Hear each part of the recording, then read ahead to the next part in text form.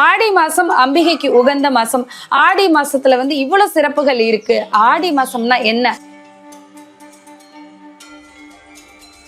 இந்த ஆடி அப்படிங்கிறது ஒரு தேவக்கன்னி. இந்த தேவக்கன்னி ஈஸ்வரரால ஒரு சாபம் பெறுறான்.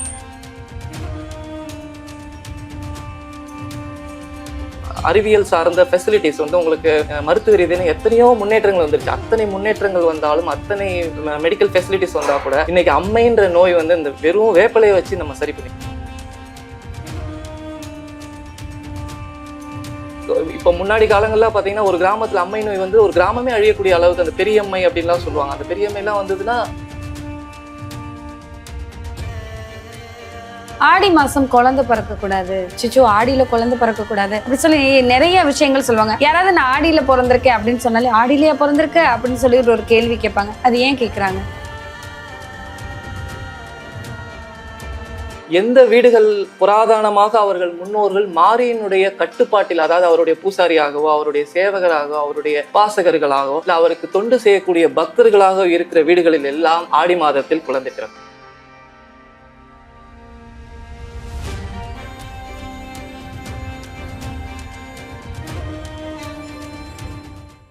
யூ தமிழ் பக்தி நேயர்களுக்கு வணக்கம். இன்னைக்கு நம்ம எங்க இருக்கோம்னா மாதவரம் சுயம்பு ஸ்ரீ அங்காள பரமேஸ்வரி அம்மன் சக்தி பீடத்துல தான் இருக்கோம். நிறைய விஷயங்கள் இங்க இந்த கோவில்ல என்னென்ன இருக்கு அப்படிங்கிற நிறைய விஷயங்கள் நம்ம கேட்டு தெரிஞ்சிருக்கோம். ஆனா இந்த ஆடி மாசத்துல இங்க என்னென்ன விஷயங்கள் சிறப்பா நடக்கும், இங்க வேற என்னென்ன சிறப்பான விஷயங்கள் இருக்கு, ஆடி மாசத்துல எதை செய்யணும் எதை செய்யக்கூடாது அப்படிங்கிற விஷயத்தெல்லாம் நம்ம சுவாமி கிட்ட கேட்டு தெரிஞ்சுக்கலாம். வாங்க. வணக்கம் சுவாமி. வணக்கம். எப்படி இருக்கீங்க? நல்லா இருக்கேன். ஓகே. ஆடி மாசம், ஆக்சுவலா ஆடி மாசம்னா என்ன, ஆடி மாசத்துல எதுக்கு அம்பிகைக்கு இவ்வளவு சிறப்பு அப்படிங்கிற விஷயத்த கேட்கறதுக்காக தான் நாங்க கிட்ட வந்திருக்கோம். ஆடி மாசம் சொன்னா எல்லா அம்பிகை கோயில்லையுமே திருவிழா நடக்கும். சாதாரணமா மற்ற நேரங்கள்ல அமைதியா இருக்கும் அந்த கோவில் எல்லாம். ஆடி 1 அப்படின்னு வந்துட்டாலே அந்த ஆடி 1ல இருந்து ஆடி அந்த மாசம் முடிகிற வரைக்கும் ஒரே திருவிழா கோலங்கள் தான் இருக்கும் கோவில்கள்ல. ஞாயிற்றுக்கிழமை ஏன்னா மெயினாக ஞாயிற்றுக்கிழமை ஏன்னா கூழ் ஊற்றுவாங்க. மற்ற செவ்வாய் வெள்ளி ஏன்னா பூஜைகள் நடக்கும். நிறைய விஷயங்கள் இருக்கு. அமாவாசை இருக்கு, பௌர்ணமி இருக்கு, ஆடியில திதி கொடுப்பாங்க நிறைய பேருக்கு. நிறைய விஷயங்களுக்கு ஆடி கிருத்திகைன்னு ஒன்று இருக்கு. ஸோ இந்த மாதிரி நிறைய விஷயங்கள் ஆடி மாசத்துல இருக்கு. ஆடி மாசத்துல ஒரு சிறப்பான விஷயமும் இருக்கு. கணவர் மனைவிக்குள்ள பிரச்சனைகள் வந்தா அதை தீர்க்கிறதுக்கான பரிகாரங்கள் இருக்கு அப்படிங்கிறதையுமே நிறைய தடவை நீங்க நிறைய இடங்கள்ல சொல்லியிருக்கீங்க. ஒண்ணா நம்ம மக்களுக்கு தெளிவா சொல்லுவோம். ஆடி மாசம் அம்பிகைக்கு உகந்த மாசம். ஆடி மாசத்துல இவ்வளவு சிறப்புகள் இருக்கு. ஆடி மாசம்னா என்ன அப்படிங்கிறத நம்ம யூ தமிழ் நேயர்களுக்கு நீங்க தெளிவா சொல்லுங்க. ஆடி மாதம் அம்மனுக்குரிய மாதம். இந்த ஆடி பிறந்துருச்சுனாலே எல்லா அம்மன் கோவிலும் விழாக்கோலம் பூண்டுவிடும். இப்போ இந்த ஆடி மாதத்திற்குரிய பெயர் காரணம் ஏன் ஆடின்னு வந்தது, இந்த ஆடி மாதத்திற்கு பின்னால் இருக்கக்கூடிய நிகழ்வுகள் என்ன, நிகழ்வு ஆகி இந்த ஆடி மாதம் அப்படின்ற ஒரு மாதம் உருவாச்சு அப்படிங்கிறது என்னன்னா, இந்த ஆடி அப்படிங்கிறது ஒரு தேவக்கன்னி. இந்த தேவக்கன்னி ஈஸ்வரரால ஒரு சாபம் பெறுறான். ஈஸ்வரர் அவருக்கு ஒரு சாபம்.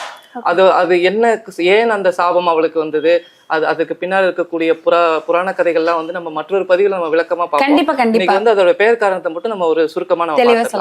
அப்போ அந்த சாபம் ஏற்பட்ட அந்த தேவக்கன்னி ஈசனிடத்துல மண்டிட்டு, நான் அறிந்தும் அறியாமலும் தெரிந்தும் தெரியாமலும் தவறுகள் செஞ்சுட்டேன், இதை மன்னிச்சு எனக்கு சாப விமோச்சனம் கொடுக்கணும் அப்படின்னு கேட்கிறார்.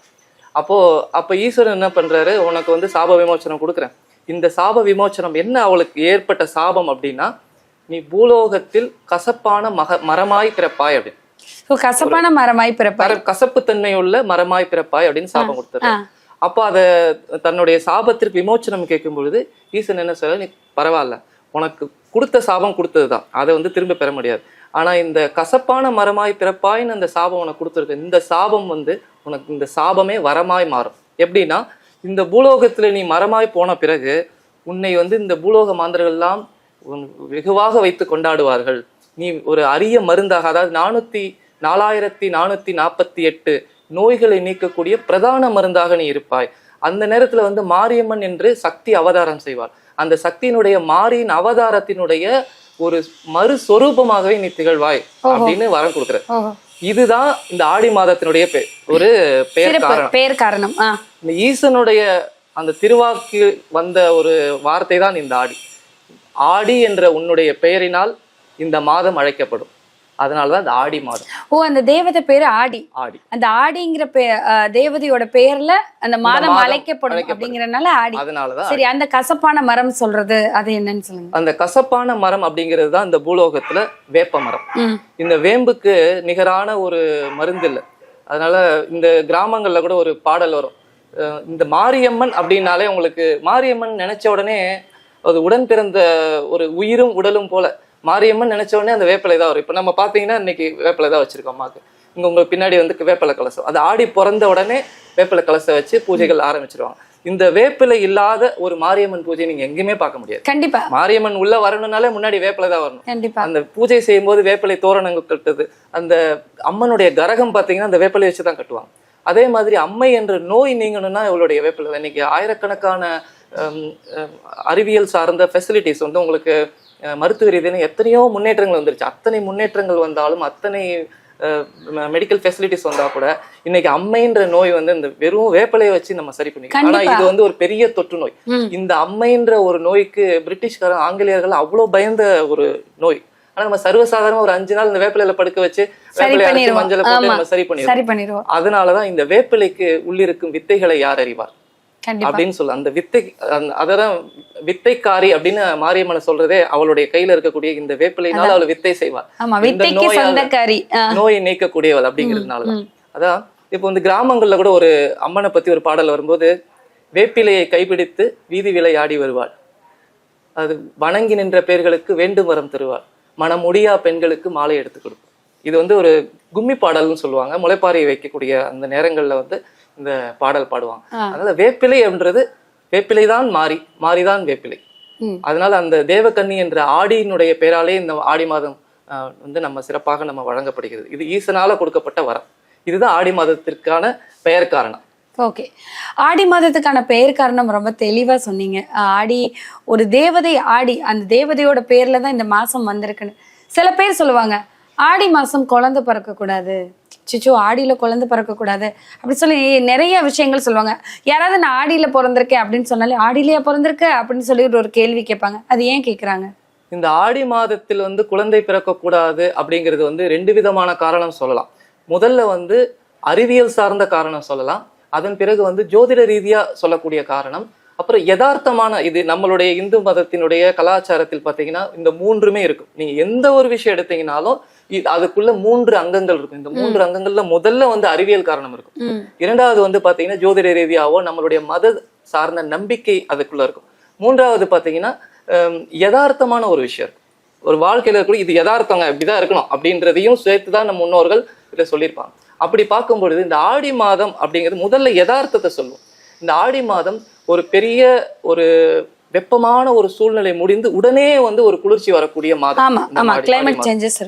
அப்போ இந்த வெப்பத்திலிருந்து உடனே ஒரு குளிர்ச்சிக்கு வரும்போது பாத்தீங்கன்னா நோய்கள் அதிகமாக பரவும்.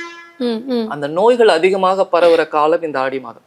அப்போ குழந்தைகள் அந்த நேரத்துல குழந்தை பிறந்தால் அதை வந்து அந்த நோய்களுக்கு ஆட்பட்டு அந்த குழந்தையுடைய ஒரு பாதிப்பு ஏற்படு சில விஷயங்கள் வந்து அந்த குழந்தையினோட உயிருக்கு பாதிப்புகள் அப்படின்னு வச்சுக்கலாம். இல்லைன்னா வந்து நீங்க சாதாரணமா பாத்துக்கிறத விட நிறைய கேர் எடுத்து பாத்துக்க வேண்டிய ஒரு சூழ்நிலை இருக்கும். அதே போல பெண்களுக்கு வந்து இந்த குளிர்ச்சி அதிகமான குளிர்ச்சி இருக்கும் பொழுது அவங்களுடைய பிரெக்னன்சி டைம்ல ஜன்னின்ற ஒரு விஷயம் வரும். ஸோ இதெல்லாம் அவாய்ட் பண்ணி அவங்கள prevention is better then cure. அப்போ ப்ரிவென்ட் பண்றாங்க அவங்கள. அப்போ அதுக்காக தான் இந்த ஆடி மாதத்துல வந்து குழந்தை பிறக்கக்கூடாது. அப்போ இந்த ஆடி மாதத்துல குழந்தை பிறக்கக்கூடாதுன்னா சித்திரையில் கல்யாணம் பண்ணக்கூடாதுன்னு. சித்திரை கல்யாணம் பண்ண ஆடியில குழந்தை. அதனாலதான் இந்த ஆடியில குழந்தை பிறந்தால் இது அதிகமான நோய்கள். ஏன்னா அந்த காலகட்டங்கள்ல தான் பாத்தீங்கன்னா அம்மை நோய் பெரிய அளவுல பரவும். அந்த வெப்பம் முடிஞ்சு இது வரும்பொழுது பாத்தீங்கன்னா 2க்கு இடைப்பட்ட நேரத்துல நிறைய அம்மை நோய்கள். இப்ப முன்னாடி காலங்கள்ல பாத்தீங்கன்னா ஒரு கிராமத்துல அம்மை நோய் வந்து ஒரு கிராமமே அழியக்கூடிய அளவுக்கு அந்த பெரியம்மை அப்படின்லாம் சொல்லுவாங்க. அந்த பெரியம்மை எல்லாம் வந்ததுன்னா அதோட சேர்ந்து இந்த காலரான்ற ஒரு நோய் பரவும். அப்படி வந்து அந்த நோய்கள் பரவும் பொழுது ஒரு கிராமமே அழியக்கூடிய தன்மை இருக்கும். அதனாலதான் அந்த அம்மை நோயை வந்து ஒரு பெரிய அளவுல பயந்தாங்க. அந்த நோய்கள் வரக்கூடாதுங்கிறதுக்காக தான் இந்த ஆடி மாதத்தினுடைய திருவிழா அம்பிகைக்கு அவளை வந்து ஒரு பிரதானமா வச்சு அவள் தான் மருத்துவச்சு. அவள் தான் அத்தனை நோய்களுக்கும் நிவர்த்தி பண்ணக்கூடிய அதிதேவதை. எத்தனை மருத்துவமனைகள் எவ்வளவு பெரிய டாக்டர்ஸ் வந்தாலும் கடைசியில என்ன சொல்றாங்கன்னா நீங்க கடவுள் தான் சொல்லுவாங்க. அப்போ எல்லாத்துக்கும் அவள் தான் அதிதேவதை. அதனால இந்த ஒரு கஷ்டங்கள்ல இருந்து நோய்கள்ல இருந்து காப்பாத்துறதுக்காகவும் பிரதானமாக வைக்கப்பட்ட விழாக்கள் தான் இந்த ஆடி மாதம். சரி. So அதனாலதான் இந்த நாள்ல வந்து குழந்தை பிறக்கிறத வந்து நம்ம வந்து அதை கேர் பண்ணி காப்பாத்துறது கஷ்டம். இப்போ இருக்கிற ஃபெசிலிட்டிஸை விட ஒரு ஏன்ஷியன்ட்ல எல்லாம் இன்னும் கஷ்டமான ஒரு சூழ்நிலை, அது ஒரு காரணம். இரண்டாவது, இந்த ஆடி மாதத்துல வந்து பாத்தீங்கன்னா இது வந்து நம்ம நெகட்டிவா ஆடி மாதத்துல குழந்தை பிறக்கக்கூடாதுன்னு ஒரு விஷயம் நம்ம பேசணும். ஆனா இதுல பாசிட்டிவ் என்னன்னு பாத்தீங்கன்னா, இது நான் சொல்றதை வந்து நீங்க எங்கேயாவது அதை அப்ளை பண்ணி பாருங்க.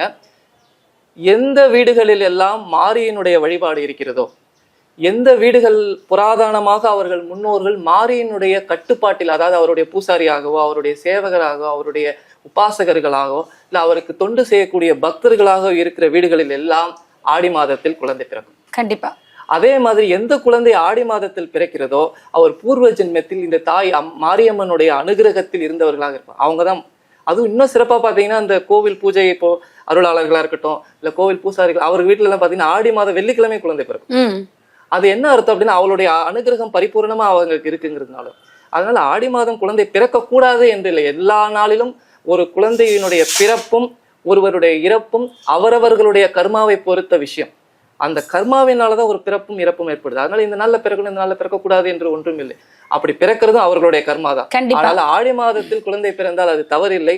ஆடி மாதத்தில் பிறக்கக்கூடிய குழந்தைகள் அனைவருமே இந்த மாரி என்ற அது சக்தியினுடைய ஒரு அடுத்த அனுகிரகத்தினால் பிறந்தவர்களாக இருக்கிறார். கண்டிப்பா.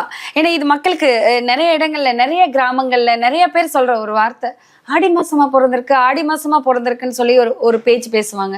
ஸோ அவங்களுக்கு இது கிளியரா ஆயிருக்காது. இந்த காணொலியை பார்த்து அவங்க ரொம்ப கிளியரா இருப்பாங்க, இதுதான் விஷயம், இதுக்காக தான் சொல்லியிருக்காங்க, சயின்டிபிக்கலா அறிவியல் ரீதியா சொல்லியிருக்காங்க. அது போக போக காலகட்டத்துல நிறைய மாற்றங்கள் ஆகி இந்த மாதிரியான விஷயங்கள்ல வந்து முடிஞ்சிருக்குன்னு தெரிஞ்சிருப்பாங்க.